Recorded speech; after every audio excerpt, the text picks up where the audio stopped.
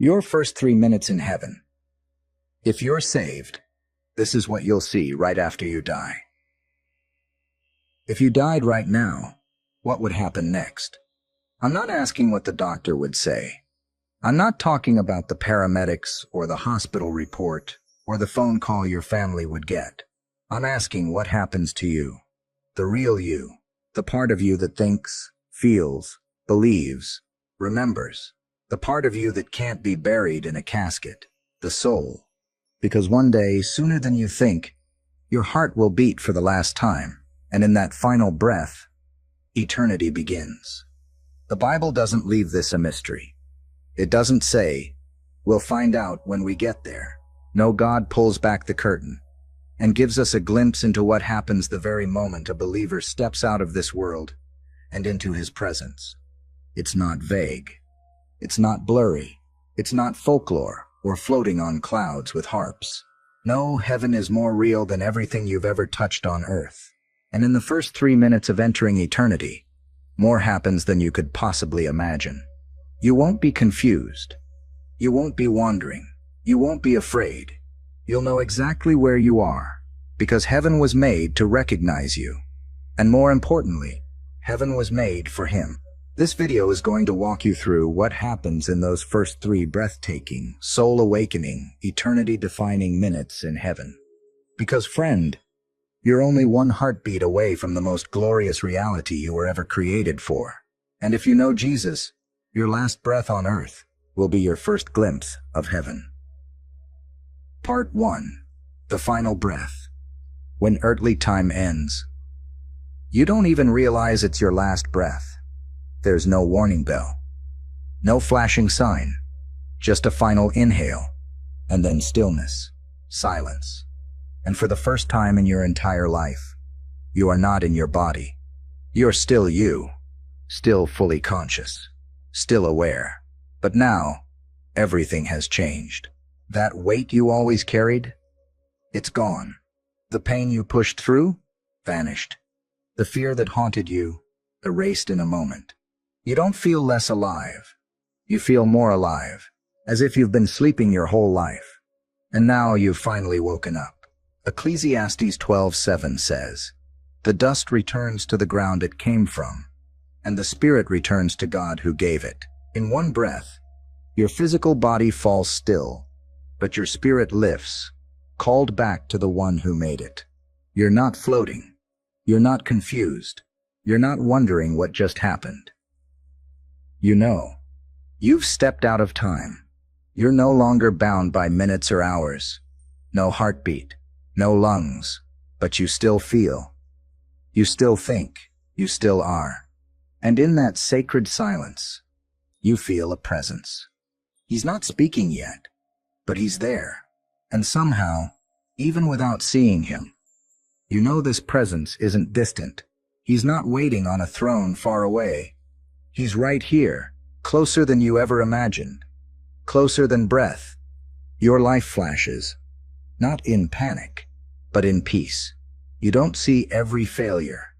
You see his fingerprints, moments he was there, times he protected you when you didn't even ask, the grace that followed you, even when you ran from it. And then, you realize, you're not alone. You sense something approaching.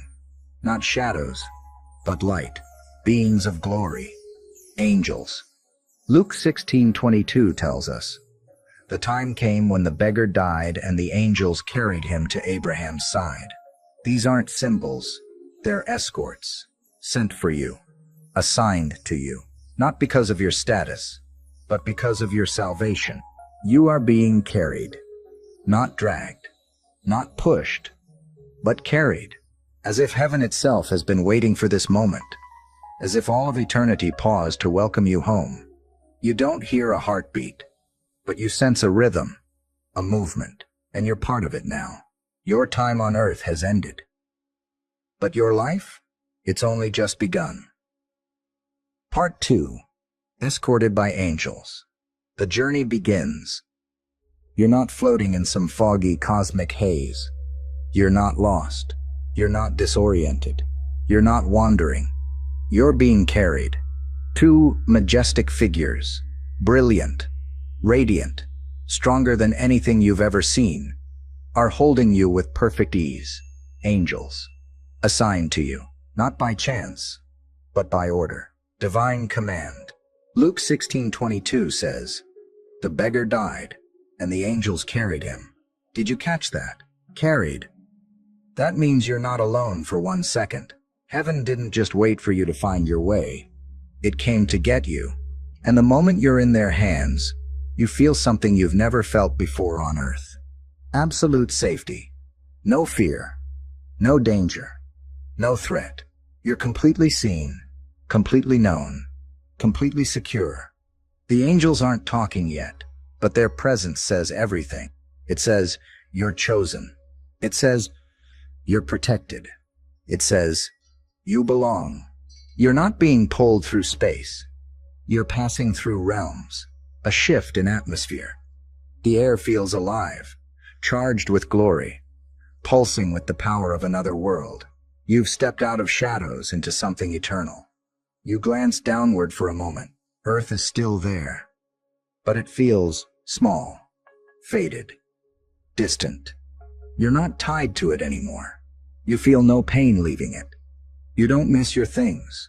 You don't ache for your trophies, your titles, your house, your car. You're not asking, what about my bank account? No, all of that stayed behind with your last breath. What matters now is who you're going to. The angels carry you forward. Every movement is effortless. There is no chaos, no confusion, no darkness, only light. And the closer you move, the brighter that light becomes. Not blinding, but beautiful, warm, welcoming. You don't know exactly where you're going, but you already feel at home, because you were made for this. Made for glory, made for eternity, made to be near him. And even though you haven't seen him yet, your soul is already responding. It's beginning to stir, not with fear, but with longing, a holy anticipation. The angels are drawing near to something, and you know exactly what it is. You're about to cross over, not to fantasy, not to clouds, but to reality, more real than anything you've ever known. The veil is about to lift, and everything is about to change. Part 3. Crossing the invisible veil, entering the heavenly realm. There it is. Not a door, not a gate, but a shift. A veil so thin you can barely perceive it, and yet so profound that once you pass through, nothing will ever be the same. One moment you're between realms. The next, you're in it. Heaven. The moment your soul crosses that threshold, your senses are overwhelmed, but not in a painful way, in a glorious, finally awake kind of way. You see colors you've never seen, hear sounds you've never heard, smell beauty, feel purity. You're not overwhelmed, you're completed.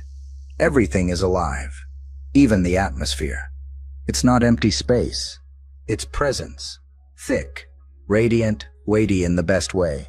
Not heavy like burden, but heavy like glory. You instinctively know you've arrived in the land of the living. The old world fades instantly. Not because you forgot it, but because this is what you were really made for. Earth was the rehearsal. This is the real stage, the real life, the real home. There's no time here, but if there was, this would still only be minute too, and already you feel like your soul has been healed from every crack, every scar, every weight.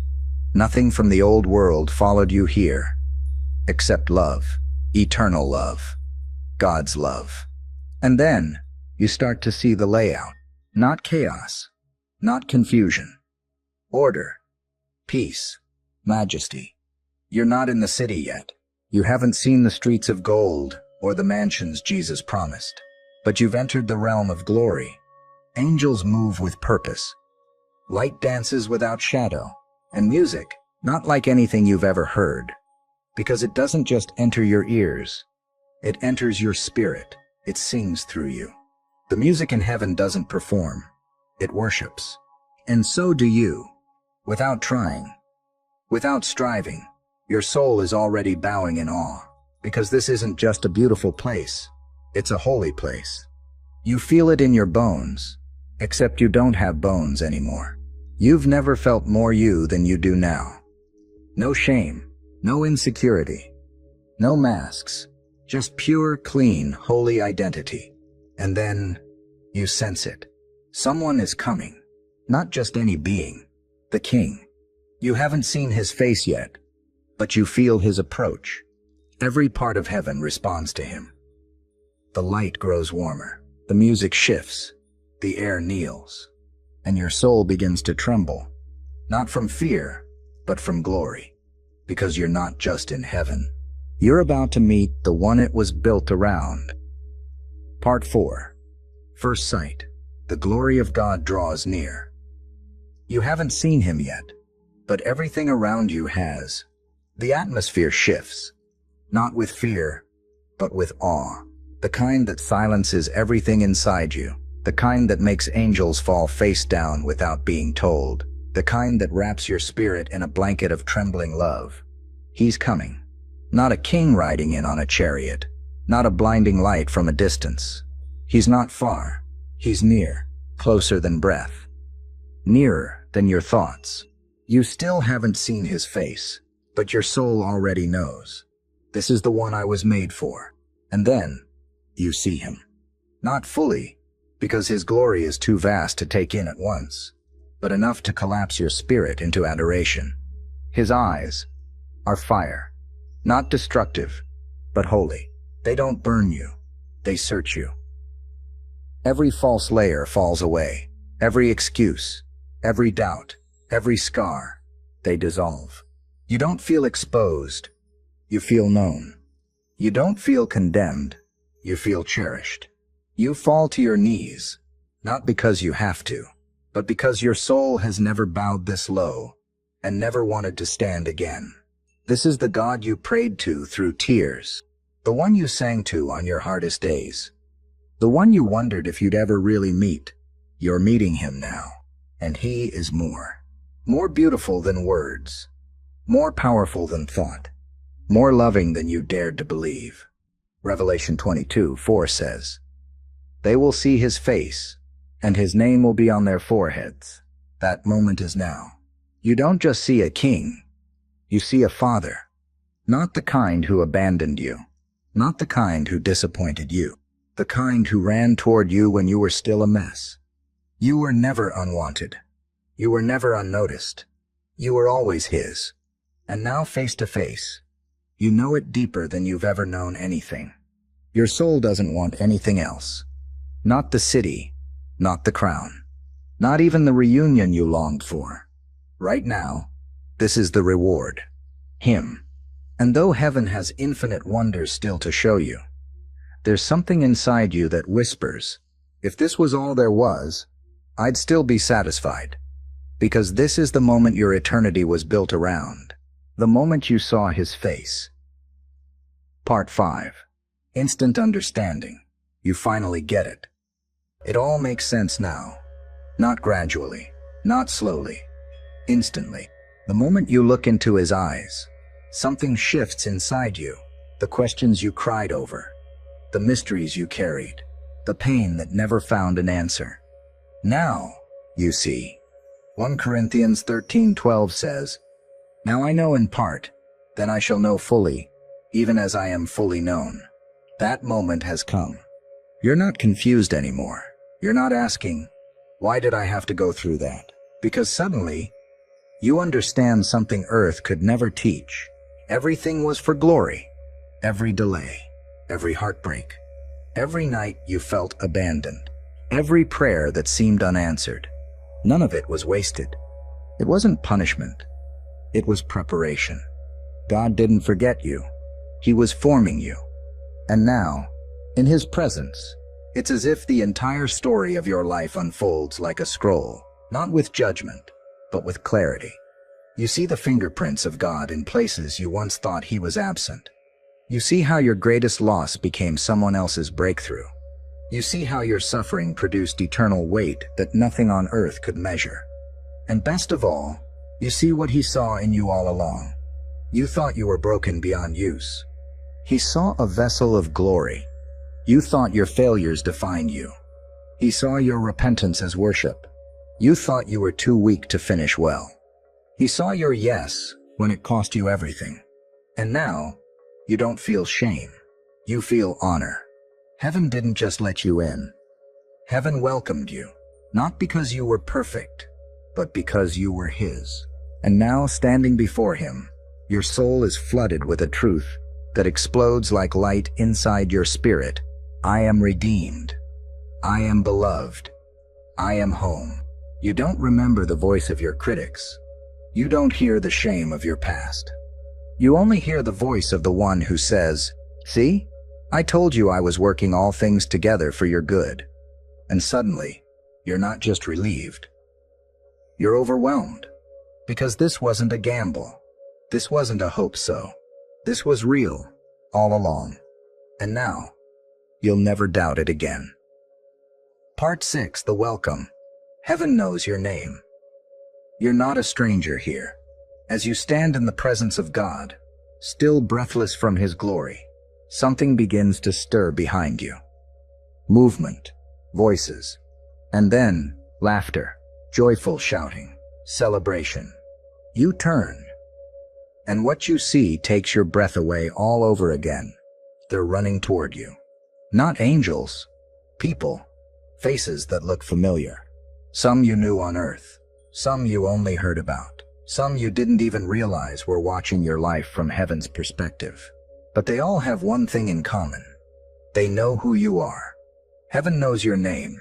Hebrews 12:22-23 says, "You have come to Mount Zion, to the city of the living God, to thousands upon thousands of angels in joyful assembly, to the church of the firstborn, whose names are written in heaven."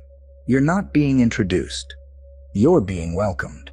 There are people here who prayed for you to get saved. People who sowed into your life. People who led your parents to Christ. People who were changed because of your obedience. Obedience you didn't even think mattered. And now, they're here. Because you made it. You don't feel awkward. You're not trying to explain yourself. There are no fake smiles. No strained small talk. This is love. Pure, holy, and eternal.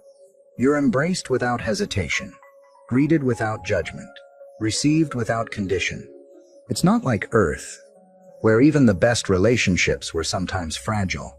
Here, you're fully known and fully loved. They're cheering, not because you were perfect, but because you finished the race. You fought the good fight. You didn't quit. And heaven throws a party for people like that. Luke 15:10 says, "There is joy in the presence of the angels of God over one sinner who repents." That joy never stopped. And now, it's fully realized. You look around, and it hits you. You belong here. You're not visiting. You're not just passing through. This is home. Not because you earned it. Not because you were flawless. But because you were forgiven. You may have walked through life feeling like you never quite fit in. But here, you fit perfectly. Heaven doesn't just tolerate you. Heaven celebrates you. And this is just the beginning. Part 7. First step into the city, the kingdom you were made for. You're not dreaming. You're not imagining. You're standing at the edge of a kingdom. And now, it's time to enter.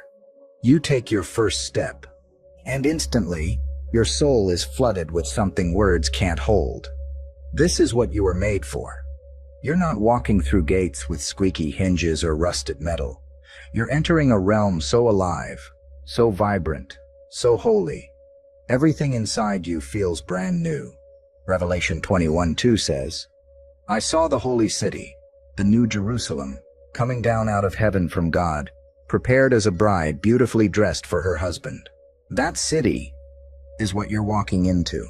And it's not just gold streets and jewel-covered walls, though those are real. It's the presence that defines this place. The presence of God is everywhere. Light comes from Him. Peace flows like air. Joy moves like music. The city pulses with purpose. Nothing is wasted. Nothing is broken. Nothing dies. Every step you take feels like your feet were always meant to walk here. Every breath, if it could be called breath, is filled with worship. You're not walking like a guest. You're walking like a citizen. Philippians 3:20 says, "Our citizenship is in heaven, and now you feel it. You know it. You're home." The buildings aren't made of concrete. They radiate beauty, honor, and holiness. The trees don't just grow, they glorify. The river doesn't just run, it sparkles with life, flowing from the throne of God Himself. You see children laughing, saints worshiping, creatures of glory flying.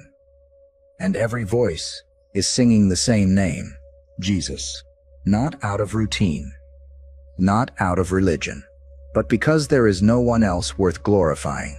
You realize there's no sickness here, no funerals, no wheelchairs, no pills, no depression, no anxiety, no fear. This is what Eden was always meant to be.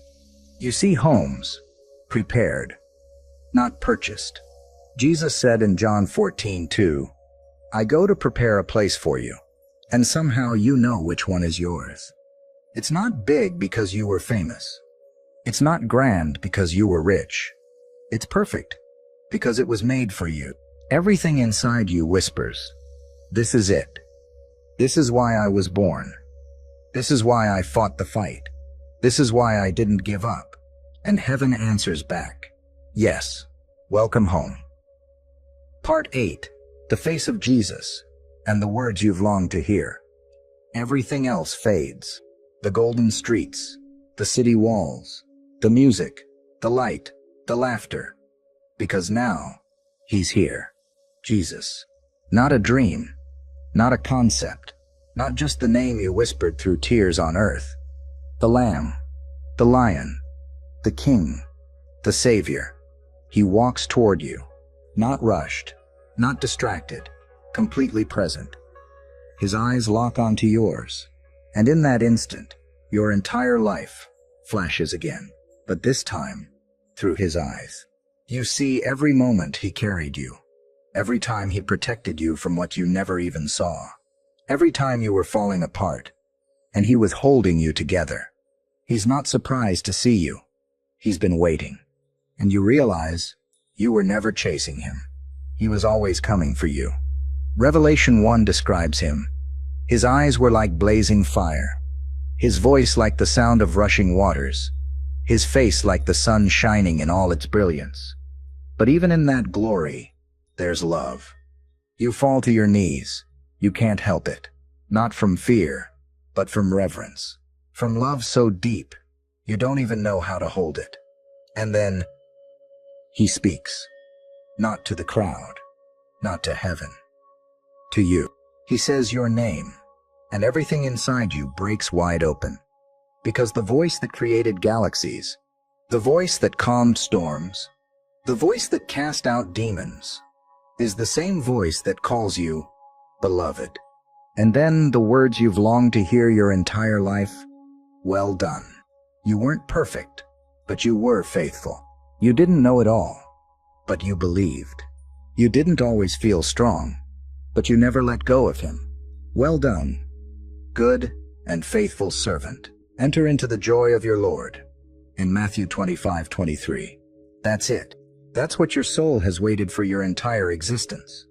And in that moment, nothing else matters. Not what people thought of you. Not how many followers you had. Not how much money you made. Only this. Only Him.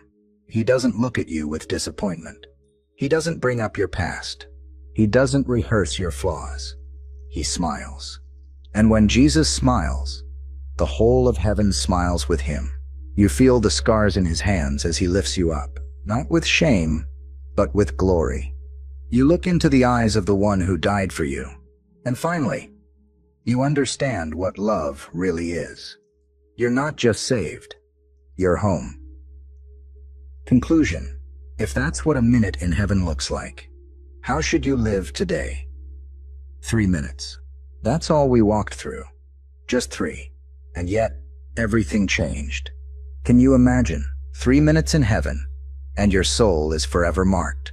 The weight of glory, the face of Jesus, the joy, the peace, the eternal reality. So let me ask you, how are you living right now? Are you living for what fades or for what lasts? Because one day, you will take your last breath. One day, your heart will stop. Your spirit will rise, and you will step into eternity.